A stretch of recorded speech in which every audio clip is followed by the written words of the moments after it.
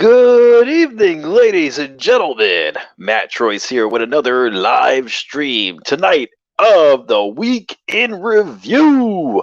Live. How's everybody doing tonight? Good evening, everyone. Good evening. Welcome, King L. Moxley, Austin Benninger, Michael Harper, everyone else we have here on the stream. What's up, everybody? Asil Hatchet, King of Cleveland, Yoshi King. What's going on, guys?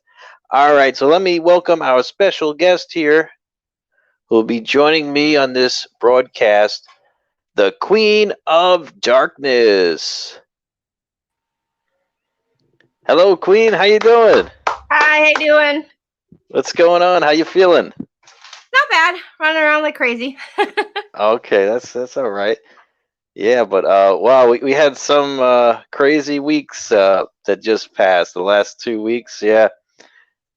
Did you catch any you caught all the episodes of Raw and SmackDown? I did.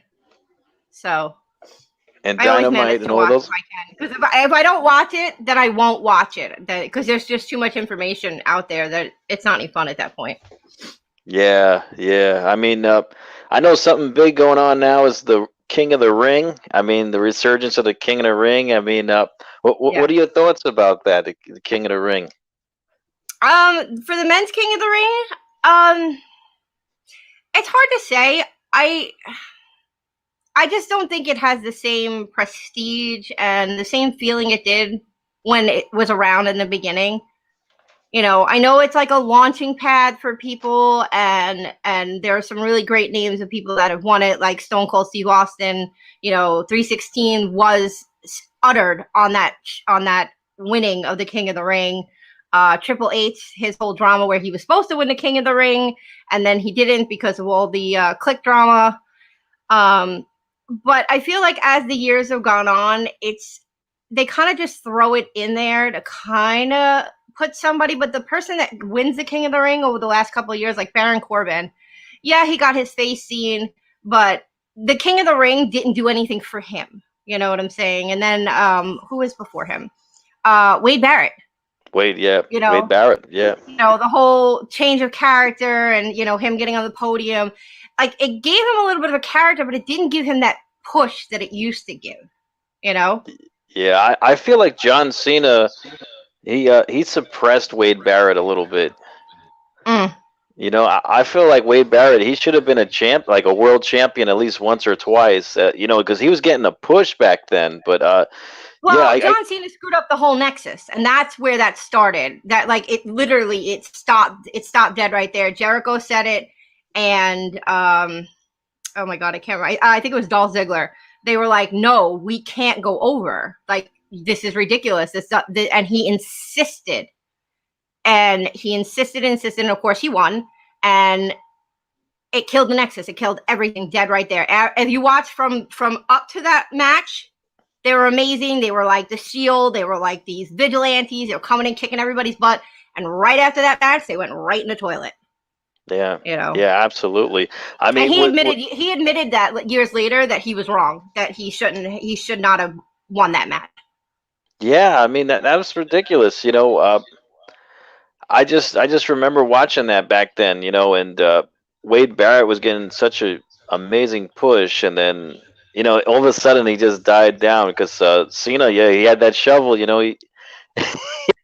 Yeah, him and Triple H passing that shovel back and forth. Yeah, the proverbial shovel. Yeah. Yeah. But yeah. But to be honest, though, I mean, historically speaking, though, King of the Ring, usually whoever wins King of the Ring usually gets a push. You know, and usually I see it does happen for the most part. I mean, you know, in certain cases it hasn't, but. Most of the time, I feel like they get a significant push, but I guess one person in particular, maybe Billy Gunn. I mean, even him. I mean, I feel like they tried to give him a push, but you know, The Rock didn't want to work with him, and that you know, there was a whole there were certain fiasco. People that, again, like Billy Gunn. I can't see Billy Gunn doing anything besides being a mid-card guy or a low-level guy. Like, you know, whether he's doing his ass thing or what, no matter where you see him, even on AEW, you just still look at him and you don't have any respect for him. I just don't know what else to say. Like, he's not technically sound. He's not amazing in the ring. He's passable, you know. He just happened to have a really good time and a really good gimmick. And it kind of kept him floating, you know. Some of the old guys are like that, where you look at them and you're like, wow, you did nothing, but you had a really good gimmick at some point, and you just keep riding that wave to death. It's like going to a con and seeing like these old B-movie actors, or seeing a woman that was in Playboy in 1963, and she's like, oh, well, I was in Playboy. It was like, yeah, in 1963 you were. Like, you're nobody. You've never done anything since then, you know?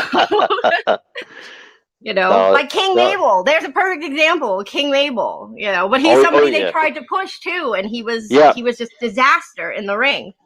They tried to push him, you know, but that's what I was saying. I feel like they try to push someone who wins the King of the Ring, and I think this year it's going to be the same thing. I think whoever becomes Queen of the Ring, that's going to be huge, and whoever wins King of the Ring this year and at Crown Jewel, I feel like they're going to get some sort of a push as well. So here's the problem. Here's the problem with that idea. And I would love for you to be right, and I would love to eat everything that I say right now, but I think I'm not. The Queen of the Ring, I think, will go further because, again, they are getting tons and tons and tons of crap of how they're treating the women again. If you look on SmackDown and Raw, the matches that the women were in, none of the matches on either show were more than 2 minutes. Wow. Roman Reigns' entrance was longer than any women's match for the Queen's crown. Women's evolution, baby. You know, why don't we just call it the bathroom break again? You know, I remember those days. It's like, oh, the women are on. Somebody go to piss, or if you had a show, go get beer. You know, that's the time to get up, and they're doing it again. And while I think Baszler will get it, I just don't know where they're going to go with it. You know what I'm saying? They're going to build her back up to be this monster, and then do what with her? What, she's going to go over on Charlotte? Is she going to go over on Sasha or Becky? Right. You know what I'm saying? Like, that was the whole point. You're propelling it to that next level. And as for the men's, I'm telling you right now, and again, I want to be wrong, but Jinder Mahal is going to win. And we're all going to scream and yell and kick. You think Jinder's going to win? It's going to go nowhere. Wait, you think Jinder's going to win? Yeah. Yeah. Wow. Yeah, because they're going to be in Saudi Arabia. It's not even because of Saudi.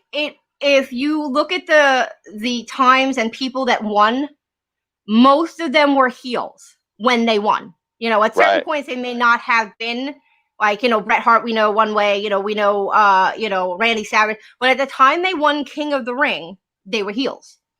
So you're right. Bret, you're right. I'm just making he was heel when he first started, but you know, so I really don't think that they're going to give it to Xavier. One, because he deserves it. One, because we want it.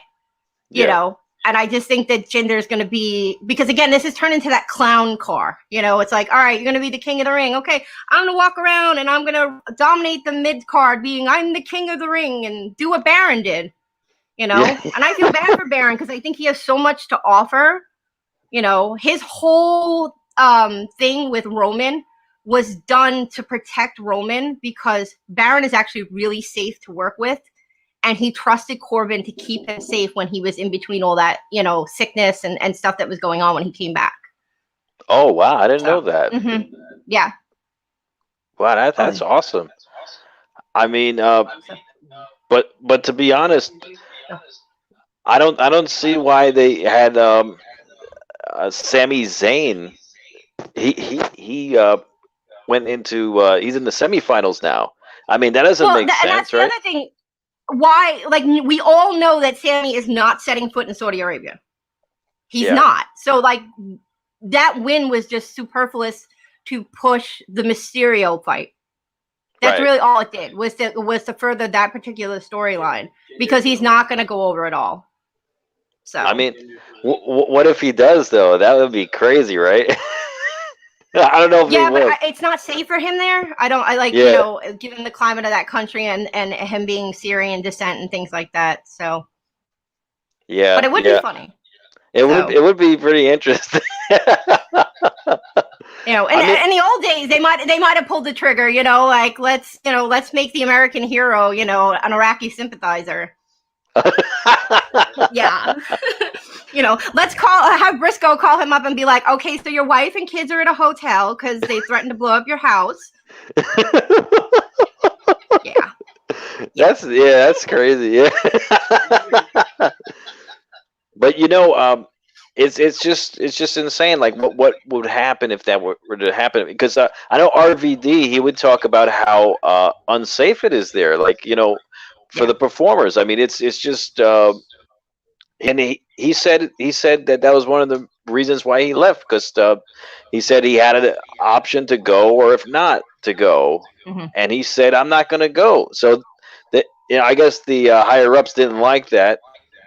Yeah. And well, they you had a know, lot of people say no, so they were running hard out of who's gonna, you know, go there and things like that. Like I don't know if even Finn Balor is gonna push to the next level because he's so LGBTQ plus, and he's very adamant about it that he's gonna go there. I know he was there last year and he took a picture there, but they were not happy about that. You know, the Saudi government was very upset about that. Oh, about Finn Balor, right? Mm-hmm. Yeah, because there's a picture of him, you know, standing there with like a something on, a shirt or something on. You know, they didn't wear it later, but to prove that he was there in a country trying to play that message, like we're breaking down these barriers, kind of thing. Right, but, right. You know, but I mean, yeah, I mean, even the Queen of the Ring, that's going to be pretty big in that area. I mean, to be honest, they don't respect women as much as men in that part of the world. Still, well, last year they threw bottles at Natalia and stuff like that. They were throwing water bottles and they were booing her and things like that. You know, I mean, for the women, I could see it on, like, you know, from that point of view, if you're in a repressed culture, to see these women, regardless of how the men around you are acting, you can feel that kind of hope. But I just feel like it's fake. Does that make sense? Like, you're not really doing too much. You're putting on a performance, and the Saudi government wants to make Riyadh a travel destination. They're doing kind of the same thing as the South Korea does, where it's like, oh, come here, it's so lovely, and you have to go only on the tours. You only could go here. You can only do this, and that's it. You know, you can't just go wherever you want. Like, there was some Instagrammer that did that. She went to Riyadh and she got in a lot of trouble because she took pictures in places she wasn't supposed to be. Oh, jeez, that's horrible. And you get arrested in some of these countries, they're not getting you. They're not getting you out. No, it's gonna be hard to get out. It'd be hard to get out. Absolutely. Well, if you went to Saudi Arabia and something happened to you, our government isn't gonna get you. No, that's. And you're a man, and I'm just for political purposes. There's no point in rubbing feathers and fighting for some guy that went there that shouldn't have been there to begin with. You know. No, absolutely not. You're right. It's true. Yeah. But also, yeah, I know you touched upon the Mysterios. I mean, I'm just waiting to see when that's gonna, like, transpire. The Mysterio, Dominic, and Ray. It's so weird because the narrative that they're putting out on one end and then the narrative that's going on in TV are completely opposite. You know, he says that he wants to take over the Mysterio name. There was a whole, like, conversation about them fighting each other, and they said they would never do that. But this whole storyline is pushing into that, which I don't mind, but it's just pick a lane.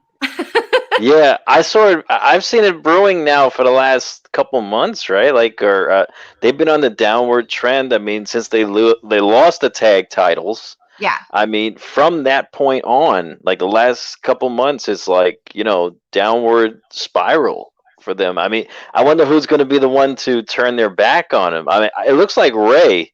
He's going to be the one to betray his son. It looks like, because it looks like he was a little bit short with him just this past was it SmackDown, where he lost the qualifying match. He yelled at him to get down off the ring, and he's treating him like a child. Yeah. You know, if you've ever been a parent of a kid that's older, you start running a line where it's like you can't yell at them like they're 7 anymore. You know, he's a grown man. you know, and it's gonna be a very messy storyline because I don't think that WWE is really good at pulling triggers and riding a real storyline out for fear of the backlash. Like if this was like a movie or a show and it's like, you know, the affluent father, you know, famous father and the son that wants to follow in his footsteps. If this was like a daytime drama, this would be cataclysmic. Yeah. You know. Oh, well, we have Rory on the stream, Steve G, Danny Stanton, NASCAR Aaron Ruiz, Elvis Costanza. Rory says, Queen, do you agree with Ray versus Dominic at Survivor Series? I could see it. I think that they're gonna drag it. That might be where that actually explodes. Like maybe they'll put them on a team together, or there'll be like a tag team thing, and on a big pay-per-view will be the explosion. So there's gonna be a huge reset after Crown Jewel, as far as I'm concerned.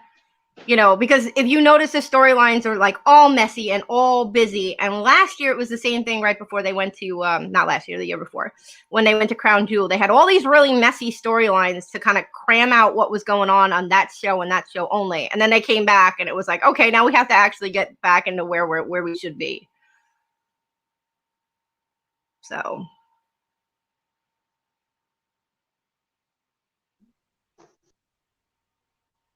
we back? Looks like we lost some feed there. You guys okay. there? Yeah, we lost some feed there for some reason.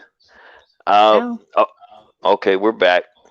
Oh, Steve G says exactly, that goes to show you how WWE cares about their workers. Do women's matches somewhere where women aren't respected. It's true. Yeah, absolutely. I mean, they could do the matches, but that's all they're doing. You know what I mean? If you were trying to really empower women and really give them hope, you know, then you would do more than that. But that's not happening there, you know.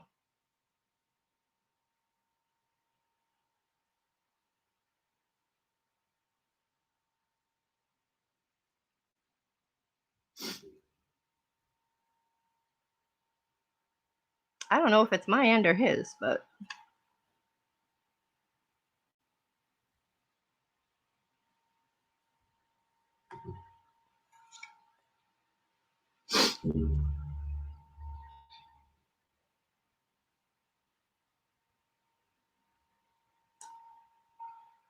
okay, so Matt's frozen, but I'm not. Still on? It said they're saying that you're frozen.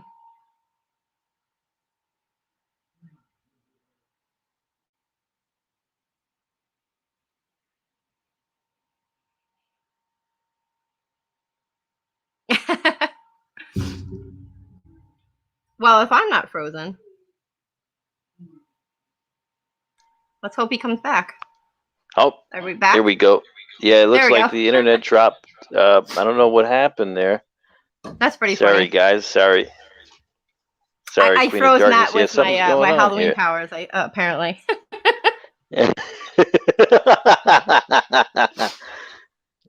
Yeah, but what about Edge and Seth Rollins at the Hell in a Cell? I mean, is that going to be at Crown Jewel? Yeah. Yep. Which will be nice because it won't be your usual, like, let's just throw them in Hell in a Cell. Like, this is like a real feud, that rubber band where I've got one, you've got one, and that true smashing in the Hell in a Cell. Like, this is a feud that belongs in a Hell in a Cell, you know? Yeah, yeah. My eyes are tearing terrible today. My neighbor likes to cut the grass 17 times a week. Oh, that's okay. It's all right. I mean, I'm looking forward to that match. I think it's going to be one of the. It has the potential to be match of the night, I'd say. I mean, if they do things right. Yeah. But we'll see. We'll see what happens. You know, at Crown Jewel. From all the other matches, I think they'll tear the house down. I don't really expect much out of Brock and Roman, to be honest. So, and Big E and Drew, I think will be a good match, but I think Seth and Edge is going to be the match of the night. So, and it's not Porky Pig. Her name was Petunia Pig. They're commenting about me. It keeps. This keeps on freezing for me for some reason. It doesn't like What Matt about tonight. Big E and yeah, it's acting really weird today. I don't know what's going on here. What about Big E and Drew McIntyre? You said like maybe they drew similarities from the Mega Powers or some sort, like when they did the handshake or. Yeah, so when they were backstage, they did that. You know how like they did that handout and like almost freezing and then connecting. So it was like a big deal. It was like, oh, like the Mega Powers, and then how they didn't give it long enough. They literally kicked each other's butts at the end of the show. It's like you could have given that till the show and even played into that where their wrestling was awkward, where it was like, okay, I really don't want to do this kind of thing, and then take it somewhere. I wish they would really implant those storylines rather than just, I don't know how to explain it. It's like even in a musical, like during the musical and the dance number at the same time, you've got all the stuff that's going around and culminating, and it comes together in a match, which is fine, but you're still going to tell that story, not just wrestle. Am I making sense? No, it makes sense. It makes sense. Yeah, because what about? Yeah, because it looked just. I mean, it was reminiscent of that. I mean, the Mega Powers. They could have had something with that, and it's just yeah, it's a shame they just blew it like that. But it's okay. And we know it's not going to go anywhere because Drew's on the other brand. I mean, yes, Brock could win and Brock could go to Raw and Drew could take the title this match. We all know that's not happening, but it could, essentially it could, since Brock is a free agent. He could take the title and switch it back. Then it'll be the big red belt again. Yeah. I don't like either belt, but the blue is better than the red. I will give it that. Yeah, they got to bring back like the old school titles. Those are the best titles. It's so generic. It's like there's no love or luster. Like the one you have like right behind you, and I know your favorite is the Wind Eagle belt, but it doesn't feel prestigious anymore. It's literally a carbon copy. The women's belts look like the men's belts, and the only things that are different are certain colors.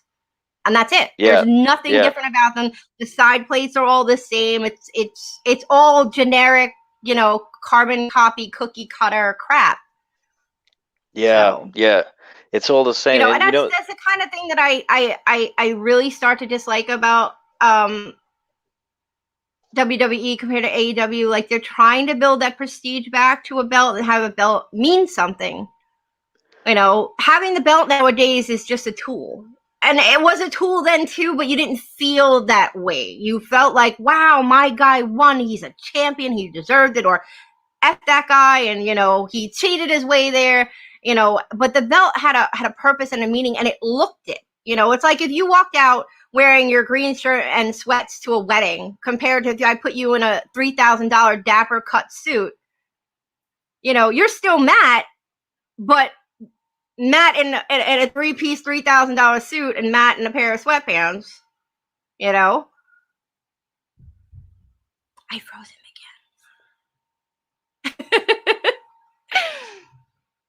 again. Brock is losing and not coming back to the WWE program. Yeah, no, he's definitely out after this for a while. So his contract says so. All the dirt sheets have been saying that. So I mean, he could win the title and then run away again, but I don't think that that's going to happen because I think Fox is not going to allow that. The TBS spell J. Carhill. I can see that. I can see her winning that because they're building her up so well. I mean, she doesn't have a great finesse in the ring yet, but they are protecting her. Like in the old days, like ECW, he says, hide the faults, promote the positive, hide the negatives, and that's what they're doing with Jade. They're definitely protecting her, and I could see her having that title, but I think Ruby Soho would be better for the TBS title if I had to say anything. They were asking on the stream about who should win the Oh. TBS title. Yeah, sorry, I'm having some technical difficulties tonight. I don't know what's going on with the internet. All right, we're back. On FS1, right? Something must be going on. Maybe some kind of football game. Usually when they move it, it's because of some other sport. So, and they're doing the Super Show where it's 2.5 hours, which is going to cut into a half hour of Rampage. So that's going to be interesting. Yeah, they're going to try to compete a little bit there. Yeah, I mean, don't get me wrong. I know a lot of people are like, oh, you know, Tony should shut up and blah, blah, blah, blah, blah. I think he's trying to do it in character because he can't honestly say that he's going to take on SmackDown and win, especially with Rampage's numbers. Rampage's numbers since Rampage launched has been going down steadily every single week. I think they lost 25% of their audience last week. Wow. So he is doing some kind of YouTube buy-in thing. I don't know. I didn't really look into it too much because, you know, I think it's like a match or two to kind of get people to watch it. I'm not sure. I think they better bring it on Friday because, yeah. Well, the card is stacked. The card is stacked. The card is amazing. I don't think Rampage is lacking in its matches. I think it's a really good cookie when you wake up at 3 o'clock in the morning. It's just a perfect snack because it's an hour.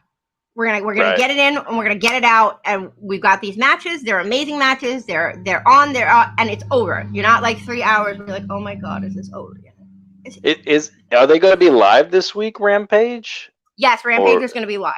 Oh, Rampage is going to be live. That should be interesting. Then hopefully they bring something this week. Yeah, because that would be awesome. It'd be nice. Cool. I mean, I hope it gives them a real bump and people do go to watch it, you know, because I enjoy, well, I'm not going to be honest. I'm not 100% an AEW person. And it's only because I'm having a harder time getting into it because I'm so used to what I'm used to. But I can respect what it is. And I do watch parts of it and things like that. Like just in the very, very beginning when it was still new and fresh, I just felt like it hadn't found its footing, and now I have to find my footing into it.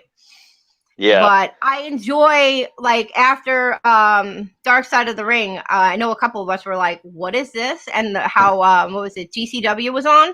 Yeah, what was that? MLW or something like that. There's another promotion that's on now. Yeah. And you've got all these promotions getting TV time. WoW is coming back on TV. Tessa Blanchard signed for them. Got AJ Lee is an executive producer. You have GCW, MLW, and there's another one I can't think of. There's another smaller promotion that's, you know, getting space and time and things like that. And it's really good for the fans and the industry to bring this blood and this different kind of, you know, wrestling into it, you know. Yeah, it's kind of like the old days where there's so much going on and you can enjoy it for what it is. Right. Yeah, it's true. Yeah, it's coming back. You know, wrestling's coming back. It's going to have a new generation. You know, and who knows? They might have to bring up a new attitude era. You know, like something fresh and edgy. You know, it's gonna force them to do it. You know, otherwise they're not going to be able to stay in the current. Somebody's got to twist the network's arm, and I think that's a really big problem. Like, well, on Raw, they're allowed to say shit, and there's a couple of other words they weren't allowed to say that they're allowed to say now. But Fox's standards are a lot higher, so they can't say a lot of things. You know, like the comment that Roman made about missionary position, and everyone was like, oh, you know, they kind of, until it went viral, they were mad about it. So, you know, the world isn't the same. And, you know, these small promotions, while they do have a lot of things going for them, if they do get bigger, and I think that's, you know, where you get that big, and then everything changes. And I think that's where WWE fell. It's like, you know, regardless if it's entertainment, it's wrestling, it's this, it's just that the networks are so terrified of being canceled nowadays that they won't even dip a foot in the water to see if they'll get somewhere. And these smaller promotions are doing all these wacky things, but if they're really going to stay on TV and get like a really good spot, they're gonna have to start changing too. you know. You're Because right. you can see it a little bit in AEW, like how it was in the very beginning, where they were doing a lot, and then they started to mellow out because it's like, all right, TNT's like, you can't have Sting show up and not promote it. You're right. Absolutely. You're right you can't about have that. these people come and not promote it because this is about ratings to us. This is about advertisers, and if you're going to get people, the advertisers are going to be pissed if you don't advertise these people to watch so that they can see their commercials. Yeah. That's incredible. Yeah, I mean, it's true. It's true. They definitely got to do something else, But we got Mickey MC. Oh, that's awesome. We're gonna go to AEW. That's so cool. Oh, cool. Wow. UWN is the other company. Steve G said. UWN. Oh, okay. Gotcha. Yeah, that was pretty interesting. They had Joey Styles commentating, and I'm like, wow, that's interesting. Yeah. They get familiar faces, so that's what gets the old fans in the door. Like that's what wanted me to just watch a couple minutes of it at least say, whoa. I remember because I was in and out of the room and I still had the stream on and I hear you go, is that Joey Styles? Is that Joey Styles? Is that Joey Styles? It was like question and an unbelief question. It was like, and then it was what? Was it Funaki? Who won? Yeah, Funaki was in that match too. I was like, oh wow, that's Funaki. Yeah, he aged. And he won. He aged, but he's still title. I mean, but yeah, that's what they're doing. That's good what they're doing. They're getting familiar faces and bringing fans from the old days to watch their product. And wow, they're doing it. AJ Lee. I mean, a lot of fans want AJ Lee to come back. I mean, that's going to be huge. And the possibilities are endless. If they just play their cards right. And well, it's always been a way of wrestling, but we're us WWE fans are so sick of the old guys coming back because of how they do it. Where the newer promotions remember the old days of how it's done. Like Terry Funk is the perfect example. I mean, he should have stopped wrestling way before he actually did, but his desire was never himself. His desire was, I want to put that guy over. I want to put that guy over. I want to work with that guy. Paul Heyman had a really good thing to say about him in the Paul Heyman thing about Terry Funk. And it was never about Terry. Even when Terry won the belt in ECW, he didn't want to win. He's like, no, I don't want to win. And he's like, for everything that you did and for everything that's going on, the pop is for there. You deserve it for the moment. And then, of course, he lost it right away. But he was always about the other talent. It was never about him. Right. Absolutely. I mean, it's just it's really crazy how Terry Funk could be so selfless, he just not selfish at all. Like he just wants to put other talent over, and some talent's not like that though. They're not they're not looking at the bigger picture. You know what I mean? And it's funny because he came in at a time where protecting your spot was a big deal. Nowadays that it's there, but it's not as much as it was in the old days. It was cutthroat in the old days. You protected your spot at all costs.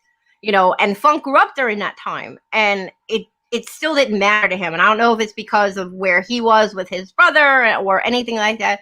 Or I felt like every time I've ever seen him talk or watched him wrestle in the years that I have watched him, that he's just so passionate about it. He just loves it so much. It doesn't matter to him. He's like, wrestling will die if I'm going to be the prick on top all the time. Right. It's true. So. That is true. Absolutely. I mean, look at Roddy Piper from WrestleMania 1. He didn't want to lose to Mr. T. And lo and behold, he regretted not doing that. Because he could have been the biggest heel of all time if he just would have lost to Mr. T. But he wasn't looking at the bigger picture. He was just looking at his ego, and he wasn't looking at the grand scheme of things. It was just I mean, you got to look at the bigger picture. And he's it's funny that you brought him up because again, he was one of my favorite wrestlers. Like die hard. If he, I had a Hot Rod shirt. I loved him whenever he came on the screen. I was jumping on the couch as a kid.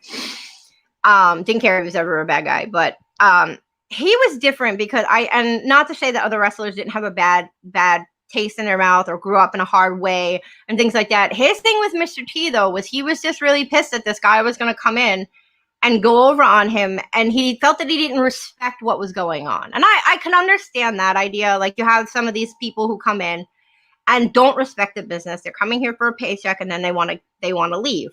You know, like Bad Bunny is a perfect example of having an outside person come in who loves the business, who respects the business, tried really hard to make sure that he got his stuff down, was there to train, and did the right thing, and then brought his fame. You know what I mean? Not just like, hey, I'm Bad Bunny, I sing, and I'm a major star, and here I stand here, and now I'm just going to punch this guy in the nose, and, you know, he really went for it. He was like, no, if I'm going to be here, I'm going to be like these guys. You know, I don't want to take away from them because I respect what they do. Same was I wouldn't want somebody to come in and sing with me or do a duet with me just because of their name and they suck and they don't know how to sing my music.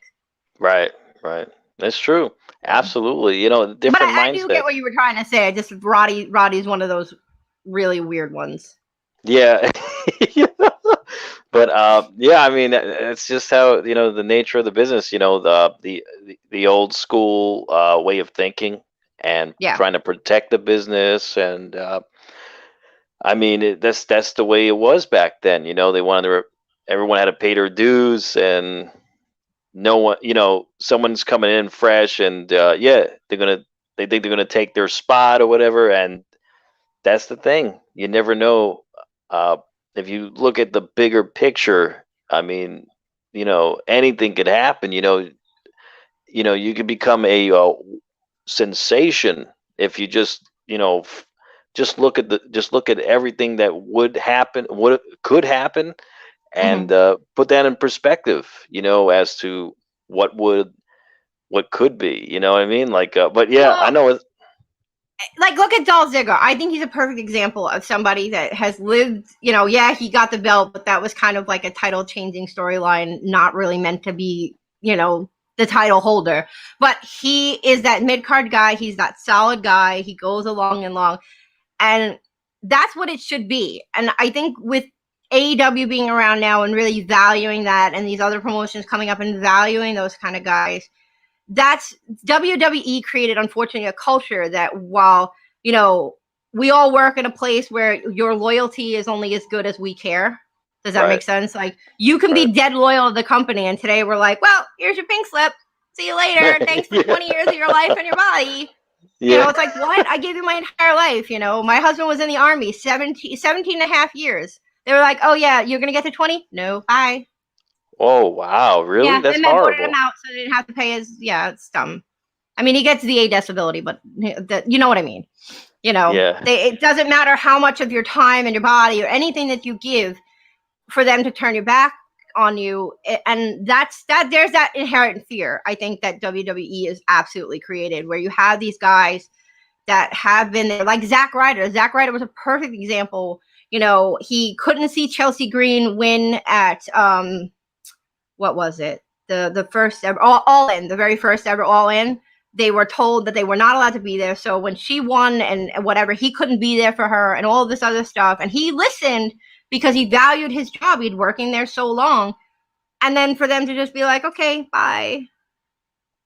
You can't tell me you can't take a man like that you used constantly to put other people over and to run these matches and things like that. You can't tell me you can't put him in a training center. You can't, you know, if he denies it, fine. But these are guys that could go that way. Like Bobby Fish said, he wanted to stay and he wanted to be a trainer. He wanted to be like Fit Finlay, you know, and go into the performance center and give, because he's not a young guy anymore. And he's like, I want to be able to teach the next generation the things that I know and how to develop in the business, you know, and he would have been a great guy to keep. I guess it's all politics, right? I would say. And, you know, I guess who knows who, and I guess who knows? Yeah. I mean, you gotta be friends with the right people, One more week, you guys can make fun of me for not having teeth, okay? That's it. One more week.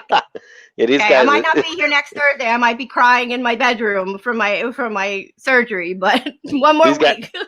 These guys are brutal. These guys. No, but I Got a thick know. skin. I'm a girl from Brooklyn. You know better. Oh, that's good. Yeah, that's good. Yeah. Pete's Head So, Bay, Coney Island Avenue, right across from the 63rd precinct. oh wow, that's awesome. Yep. That's so cool.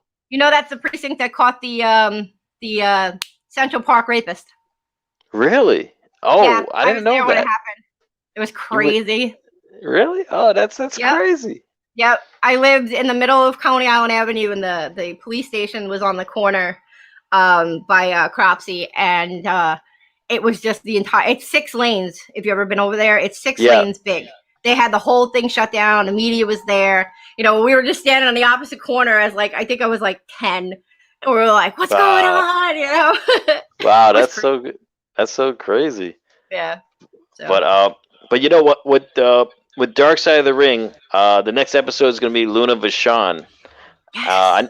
I know. I'm looking forward to that. It's going to come on in 15 minutes or so. But you have anything to talk about with Luna Vachon or? I mean, I'm really looking forward to this to learn more about her, because I really feel that in the realm of her life, they guarded her. I really think that that's what they did. I don't think they wanted people to know that she was really crazy. I don't say that with disrespect. You know, that character was crazy, and yes, there was a protecting of the business and things like that, but she really was sick. You know, she was, if, again, I haven't seen anything, but from the trailer, if she was bipolar, and especially back then, they didn't really know how to treat that, that we run into the same problem with, his name went out of my head, the gay wrestler from 3 weeks ago. Oh, Canyon. Yeah, Canyon. Yeah, Canyon, he had bipolar disorder, and he wasn't treated, right. They didn't get him on good meds and things like that, and it's a terrible disorder, and it's very difficult, especially if you're not medicated. If you've ever known anybody with bipolar disorder, it's frustrating. And so you think of her and you see this crazy character, and where did the character stop and Luna really begin? And I think the same way as Canyon, a lot of people didn't know how to deal with it and how to handle it, and she wound up in that spiral. She was married to Gangrel. And I know that he really loved her, and he was really sad about, but he tried, but we didn't know then what we know now. Yeah. So. Yeah, it's true. Absolutely. Well, I look forward to it. If you would like, you could join up for the StreamYard for that one too, if you want to stop in and say hello.